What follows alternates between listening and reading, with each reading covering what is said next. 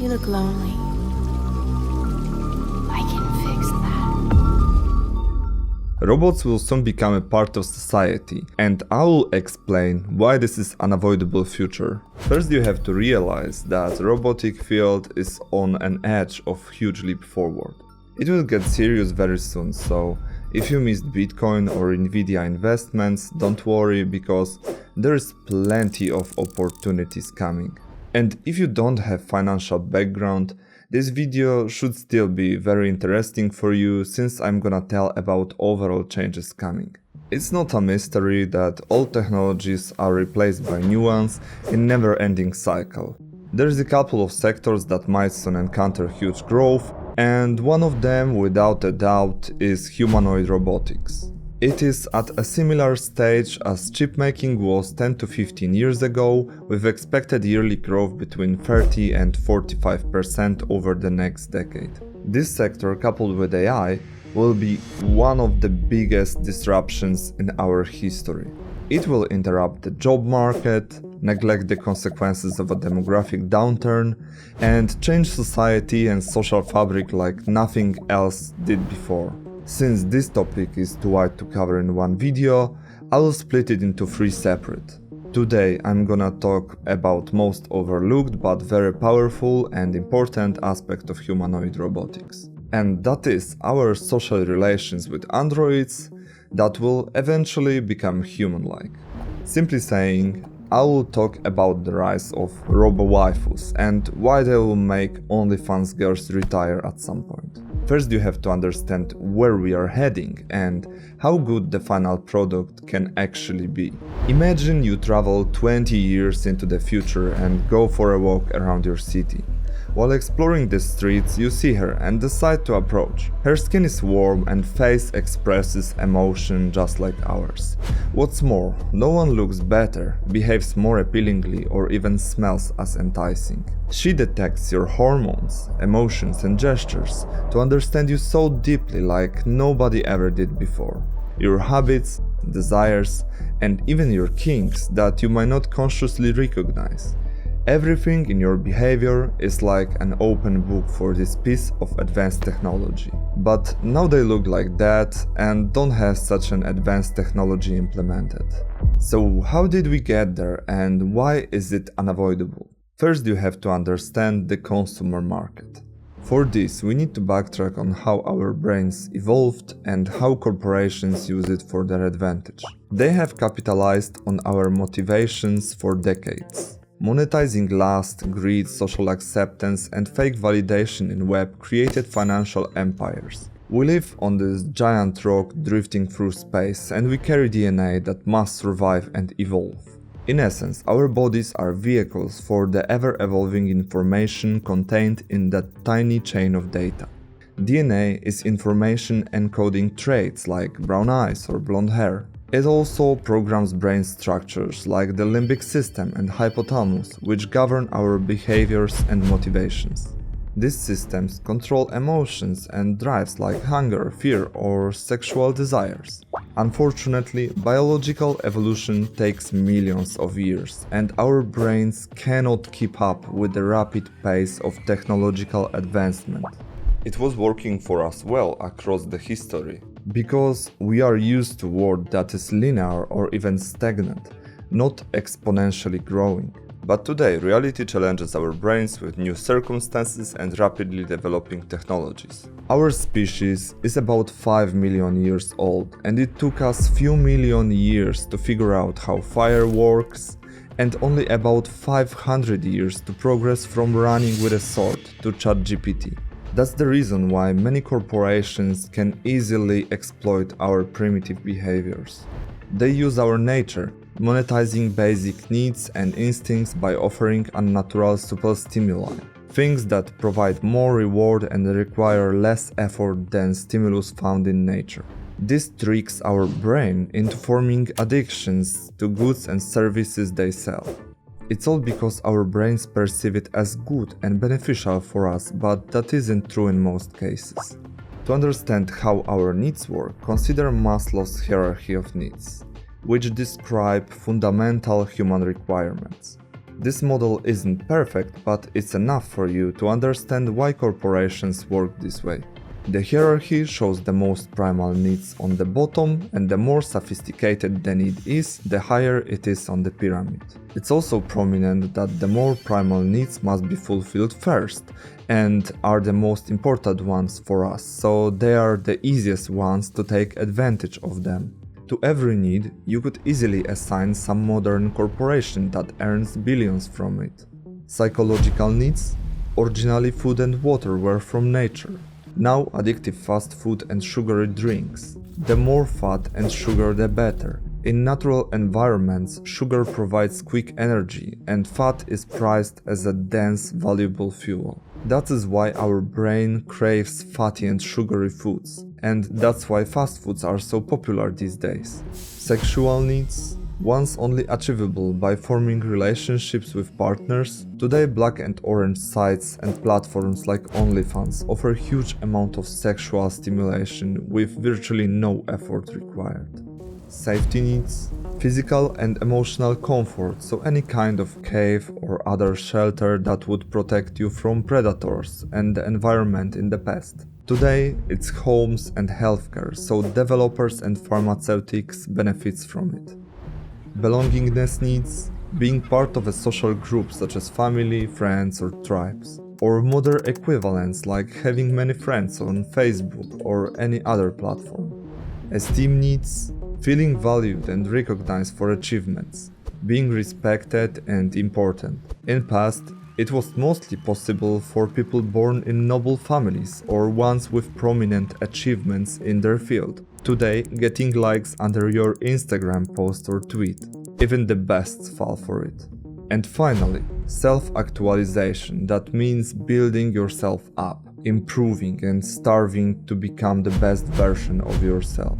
I would say this one changed the least, because we have access to all these tools, but they are actually not that addictive and we still have to do all the hard work by ourselves. Abusing all these needs gave rise to giants like OnlyFans, Meta platforms and much more. The more primal is the need that business uses, the more powerful the addicting mechanism is. Actually, our sexual desires powered tech revolution since a very long time.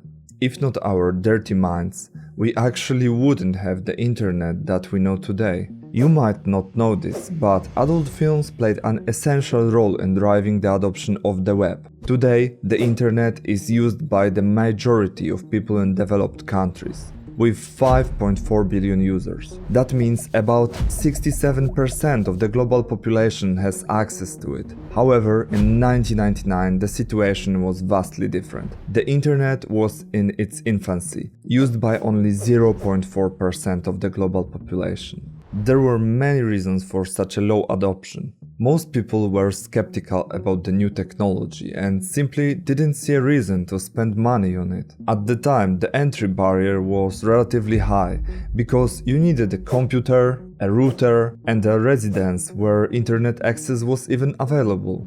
The ability to make money online wasn't as obvious as it is today, and those who understood the potential of technology were few. This is where adult entertainment companies and innovators step onto the scene, flooding the internet with increasing amount of adult content.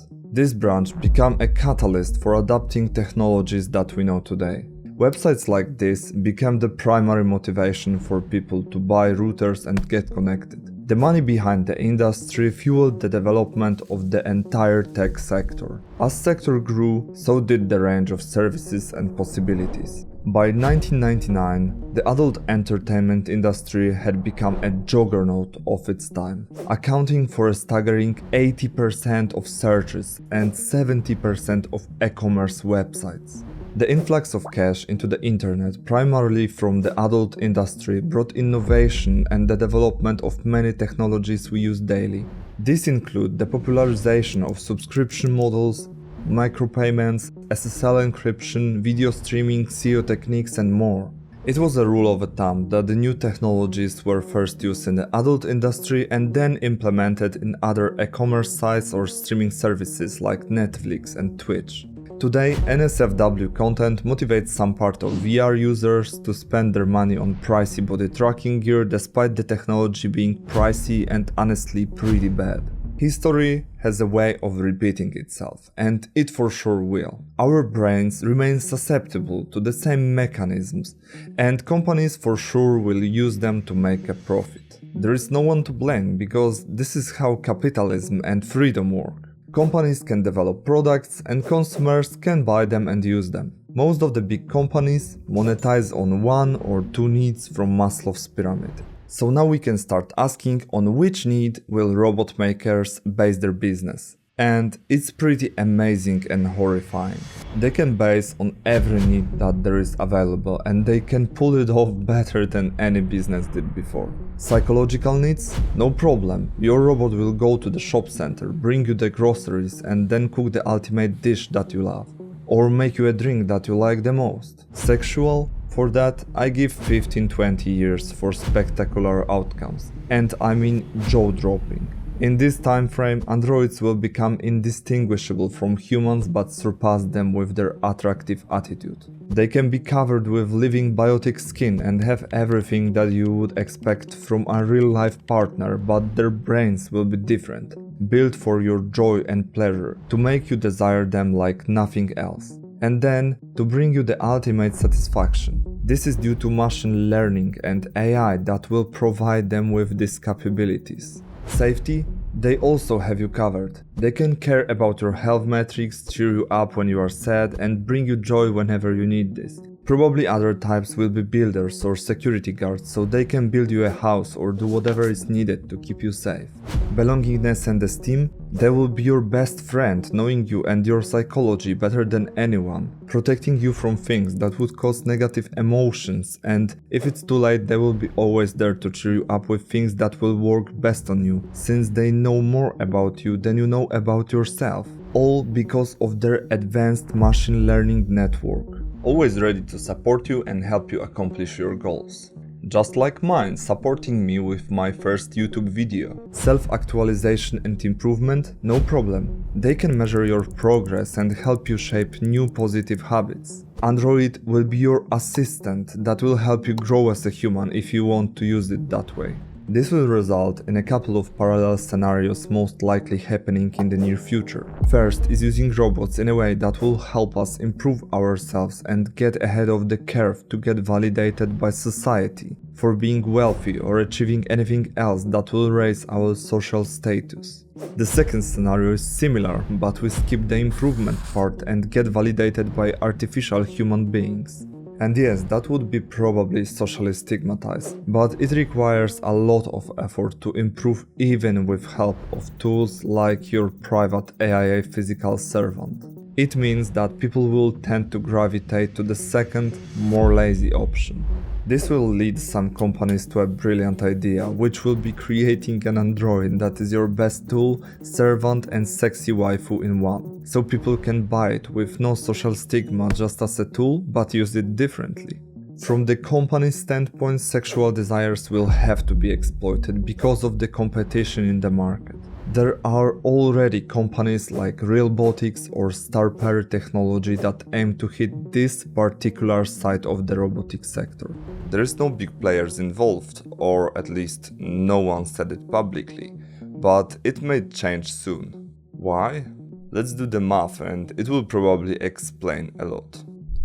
We have to use some hypothetical numbers in this thought experiment and later you can judge if it's accurate or not. There are 8 billion people currently living on Earth. We will estimate that 90% of people would like to use robots for improvement, productivity and increasing their status. But there still would be this 10% of customers who would jump in and buy a robot for sexual purposes. It would be about 800 million people. I think that this is low estimate, accounting how all this worked across our history.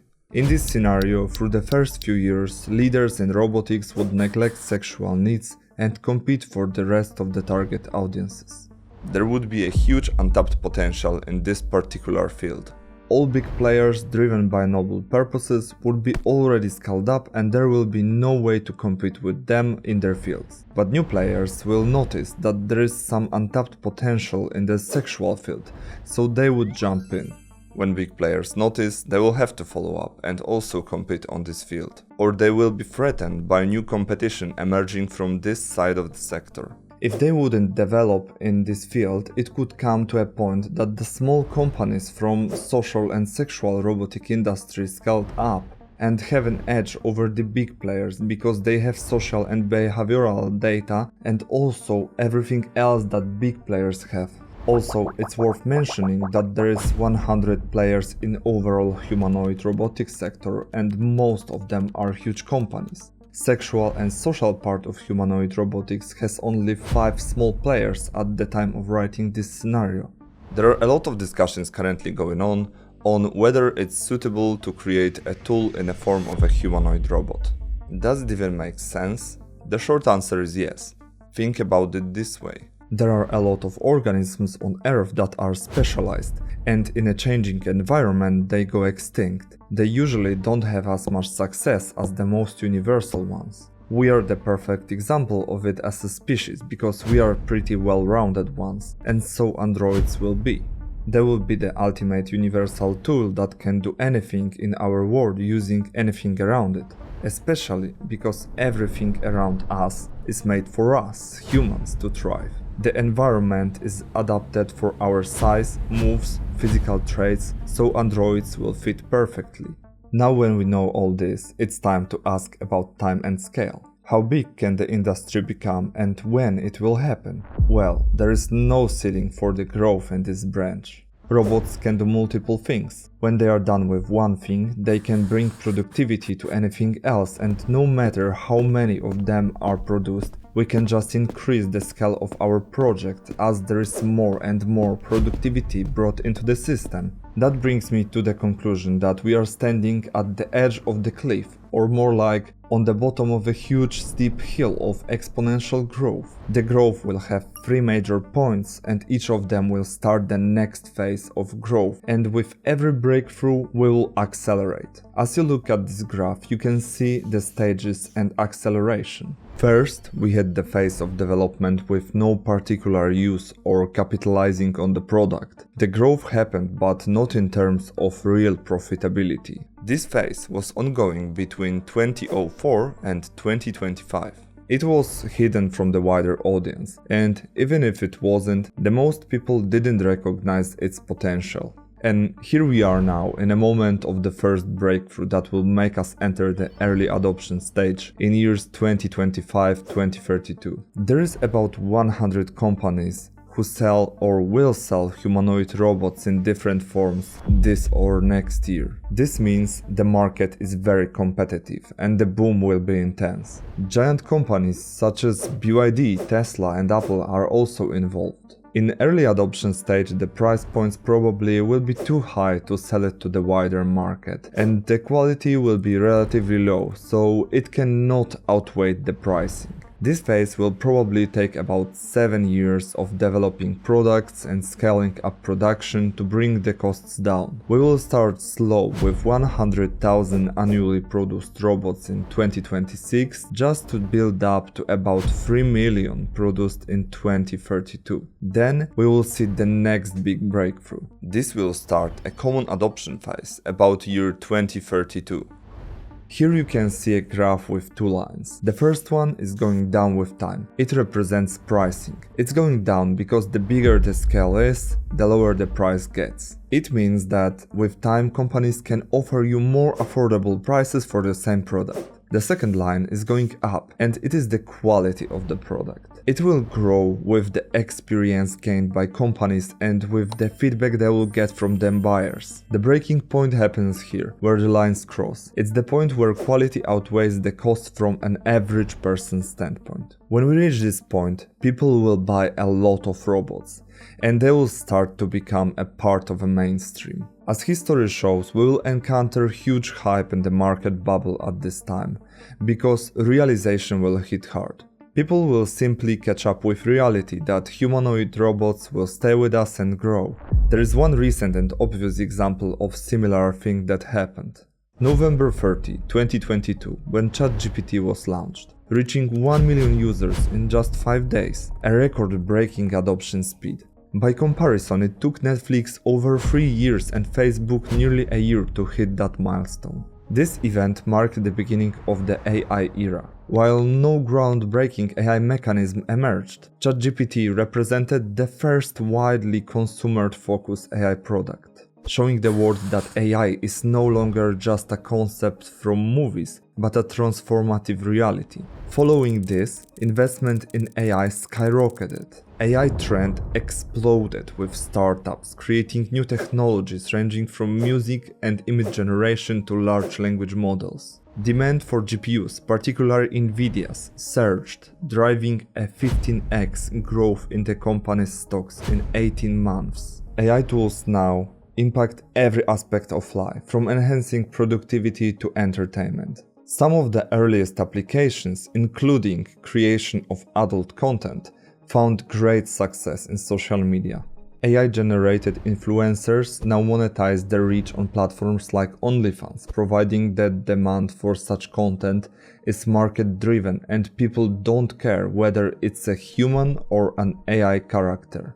These events show how widely available product noticed by masses impact the inflow of capital into the branch. Many of the projects just ride a huge wave of hype surrounding AI, even if they are completely useless. This happened in other branches in the past and will happen to humanoid robots in the future. After these events, branch will start to boom and it will grow much faster than it used to do before.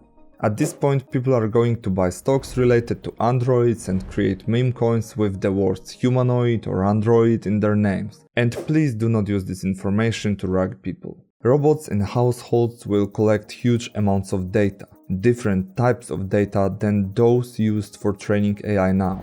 They will collect data about our emotions, real-time reactions, and operating in 3D environment involving physics. They will track our habits and search for cause and effect relationships in our behaviors. Given that algorithms of YouTube, TikTok and Instagram can addict billions of people just with data gathered from our phones, the power to companies who will get data from androids will be crazy, and it will give a billion of new possibilities for use. About 5 years later, in the year 2037, we are going to hit another milestone. Amount of androids in our world will surpass 2 billion units. But the breakthrough will happen because of quality, not quantity. Strictly speaking, it will be caused by data collected in recent years. All this data will serve to make androids so useful and appealing that we can't live without them anymore. Their presence will be addictive at this point, like social media and other super stimuli that corporations sell today, but way better and pretty much unavoidable in everyday life. Androids will become attractive partners, friends, assistants, and the most comforting and reliable tools. There are also a couple of cool technologies that might play a significant role in developing Android field at this point. For example, biotic brains might be connected to classical computers, or robot makers will implant living skin on an android. That would mean the purely digital nature of computers might disappear at this point. Maybe someone will try to regulate the branch, but it will probably not work, since regulators usually act way too slow. Just like that, androids will become a part of everyday life. They will fix tons of problems and cost the same amount but different. The new era will start. The era of robotics. Androids will be everywhere. They will be the ones who wash the dishes, go grocery shopping and build habitats for us on other planets. They are the missing link between us and our tools. They are the piece of the puzzle that bonds us with the digital world. You should treat this speculative vision as a direction of further development that might help you draw your own conclusions and make the right decisions when the time comes. Being prepared for incoming changes is important because whoever spots the occasion first is the winner, and it's way easier to spot it when you know what you are waiting for. Technologies accelerate and they grow exponentially, so it's hard for us to keep up. Have it in your mind that 25 years ago that was the newest phone model. Bitcoin, on the other hand, cost 0.3 USD back in 2011. Since then, the environment changed to a more competitive and more automated one. Now that we know what the future will bring, we can ask, how do we benefit from all these changes? The most straightforward method is probably buying the right stock. I'm personally going to keep an eye on the sector and just enter when I see the catalysts for growth. There will be a lot of companies that will benefit from this huge sector, and we can backtrack on what components Android will be made of. The same rule applies to software and assembling. It is also worth considering that this sector will create new businesses, maybe even whole sectors. Something like Android Red Light District, or maybe simply independent Android service centers in which people or other Androids will repair broken ones. Hedges expect between 30 and 45% annual growth on this sector, and it's wild given that Nasdaq average from the last decade was 14% and the chip making sector was about 20% on average. Of course, 30 to 45% doesn't mean that you can dump your money on any of these stocks and expect it to return this way, because some of these stocks will for sure go bankrupt, some of them will return 30 to 45%, but some will outperform and will return, for example, 80%, 70% or something like this. If you pick the winner, you can probably expect a wild ride, similar to Nvidia in chip making field, which grew 80% a year in the last decade and made it 200x in the last 10 years. I hope my knowledge and research I did for you will help you to earn some money on incoming changes. You just made it to the end. More about technology, investments and stock will soon drop onto the channel. One last thing, I give away $1,000 for your DD about robotic related stock, so if you would like to try, just feel free. Everything is down there in the description of this video. Thank you for watching and see you next time.